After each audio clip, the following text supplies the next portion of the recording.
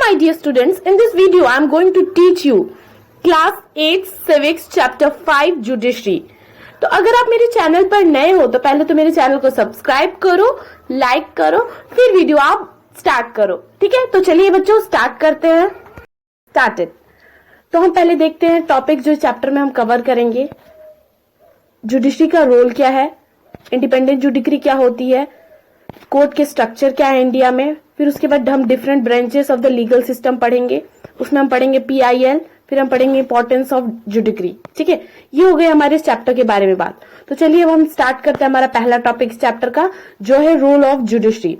तो देखो, जुडिशरी के वर्क को डिवाइड किया गया है। पहला है डिस्प्यूट रिसोल्यूशन। इसमें क्या होता है, जो जुडिकल सिस्टम होता है वो रिसॉल्व करता है डिस्प्यूट। किसके बीच का, सिटीजन्स के बीच का होगा, या फिर सिटीजन या गवर्नमेंट के बीच होगा, या फिर कोई दो स्टेट गवर्नमेंट के बीच होगा, या फिर कोई सेंटर या स्टेट गवर्नमेंट के बीच होगा। ठीक है, इसको बोलते हैं डिस्प्यूट रिसोल्यूशन।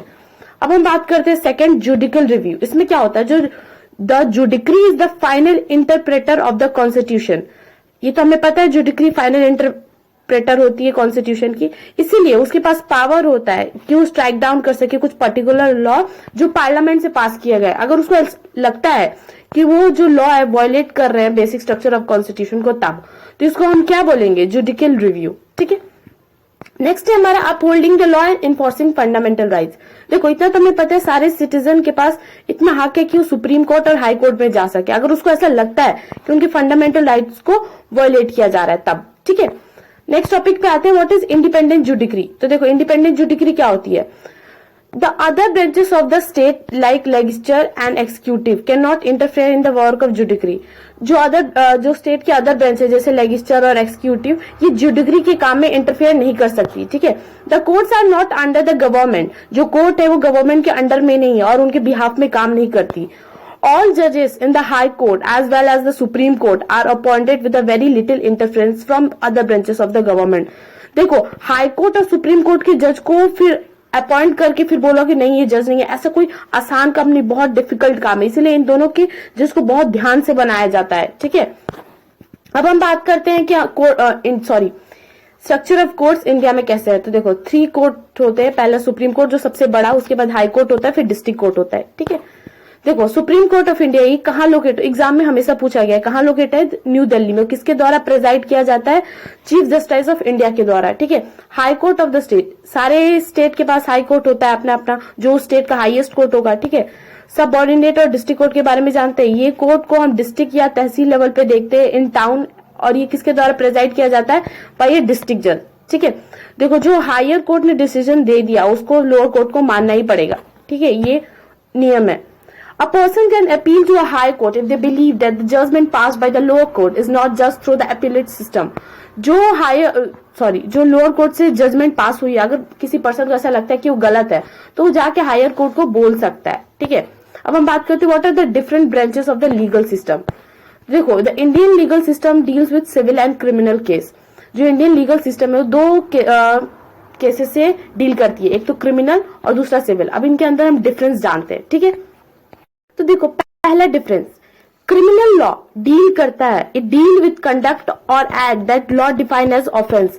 ये डील करता है उस कंडक्ट और एक्ट से जो लॉ डिफाइन करता है एज अ ऑफेंस। ठीक है, फॉर एग्जांपल थेफ्ट और मर्डर। ओके, सिविल लॉ में क्या होता है, it deals with any harm और इंजरी।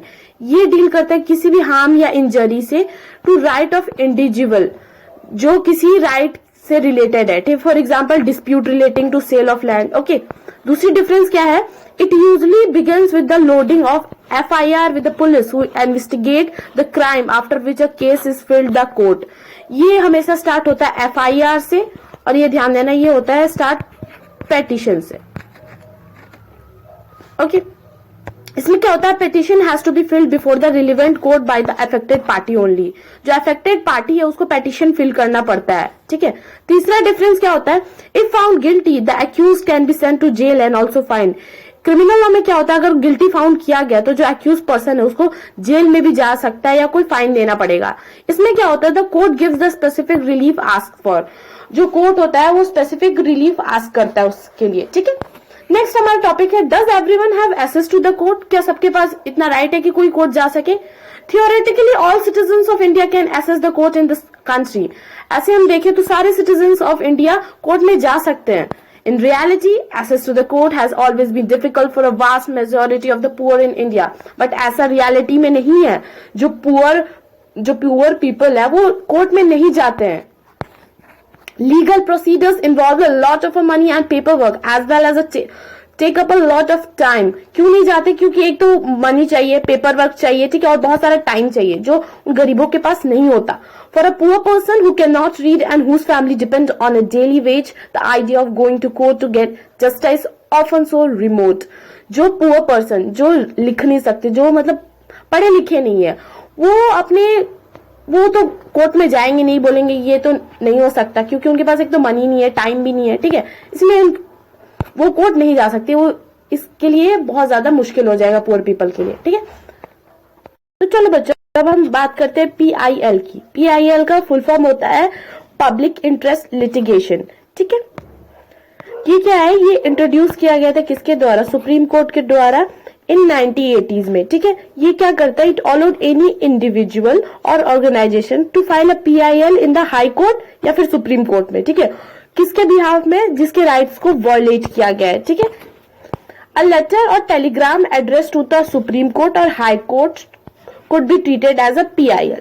जो लेटर और टेलीग्राम सुप्रीम कोर्ट या हाई कोर्ट के पास जाएगा उसी को PIL बोलते हैं, ठीक है। अब हम बात करते हैं इंपॉर्टेंस ऑफ जुडिक्री।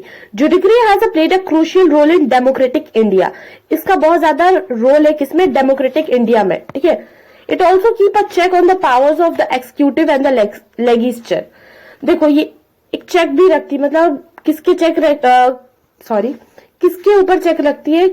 एक्सिक्यूटिव और लेजिस्लेटिव के पावर्स के ऊपर, ठीक है। Also it helps in protecting the fundamental rights of citizens. ये बहुत ज्यादा इसका जरूरी काम है। जो हमारे सिटीजन्स के फंडामेंटल राइट है उसको भी प्रोटेक्ट करती है जुडिशरी, ठीक है। तो ये था हमारे चैप्टर का last topic, that is importance of judiciary, जो हमने कवर कर लिया। तो आई होप आपको ये मेरा एक्सप्लेनेशन वीडियो अच्छा लगा हो। इसके NCERT सॉल्यूशन मैं नेक्स्ट वीडियो में लेके आऊंगी, ठीक है। मिलते हैं नेक्स्ट वीडियो में। सी यू एंड बाय बाय।